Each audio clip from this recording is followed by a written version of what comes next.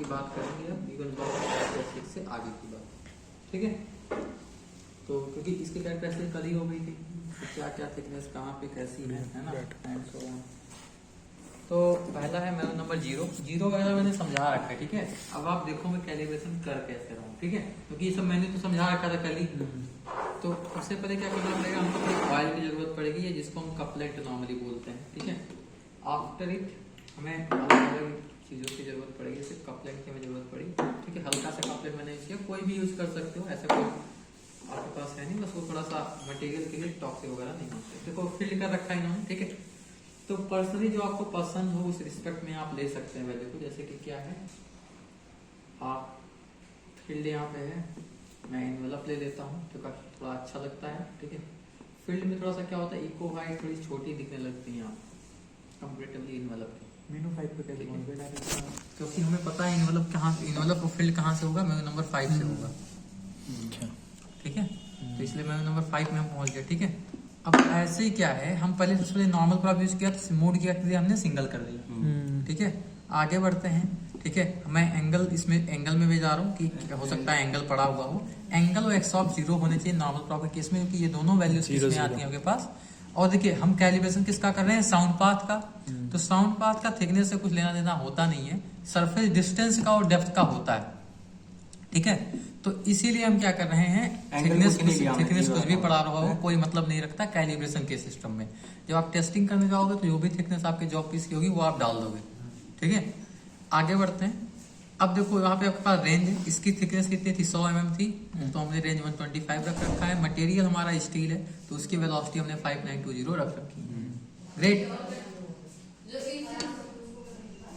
अब यहाँ पे हमने रखा है ऐसे, नॉर्मली इको हाइट आपके पास 80% उठनी चाहिए, ठीक है। तो हमने 80% इको हाइट हमारी उठ रही है या नहीं उठ रही है हम देख लेते हैं एक बार, ठीक है, ठीक है। तो 80% हमारी इको हाइट मिनिमम उठ ही रही है, ठीक है। तो अब 80% इको हाइट हुई, लेकिन ये इको हाइट कितने उठनी चाहिए, 100 पे, ठीक है। इसके लिए क्या कर देते हैं, हमें पी लॉजिक गेट लगाएंगे। स्टार्ट पॉइंट इसका 10 दे रखा है, एंड पॉइंट 70 है, तो एंड पॉइंट हम थोड़ा सा क्या करते हैं, बढ़ा के 100 तक लेकर आते हैं, ठीक है। तो 105 हम चलो रख लेते हैं। अब इन्होंने हॉर्न ऑन कर रखा है, यहाँ से ये बात पता लगती है क्योंकि हमें आवाज मिल गई है ना। तो आवाज को हम नॉर्मली चेक करने के लिए अंदर जाते हैं और फिर हॉर्न को ऑफ कर लेते हैं, जो कि आपको मेन्यू नंबर कितने में मिल जाएगा, यहाँ पे 9 में मिल जाएगा आपके पास। यहाँ बीप है और फिर इसके पहले हॉर्न मिल जाएगा आपको,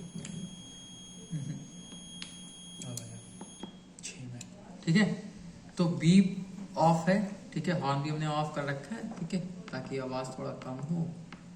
अब हम आते हैं मेन्यू नंबर, इसमें 85 है। मेन्यू नंबर 1 में से क्या करते हैं हम, 0 से क्या करते हैं, इको को लेफ्ट राइट मूव करते हैं। हमें पता है इको यहाँ पे कितनी आनी चाहिए, 100 पे आनी चाहिए, है ना। तो इसको 0 से हम क्या करते हैं, 100 पे इको हाई लाते हैं। अब हॉट की मैंने दबाया ताकि तेजी से काम हो, ठीक है।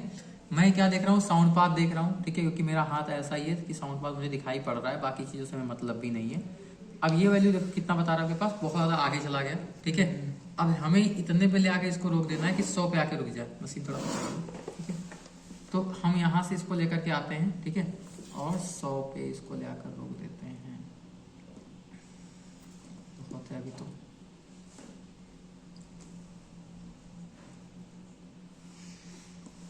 तो 105 हो गया। एक बार हॉट की के साथ इसको प्रेस करेंगे तो 0.5 माइनस हो जाएगा, मतलब 100 वैल्यू आपके पास देखो आ गई, ठीक है। SP sound path equal to depth होता है नॉर्मल प्रॉप के केस में।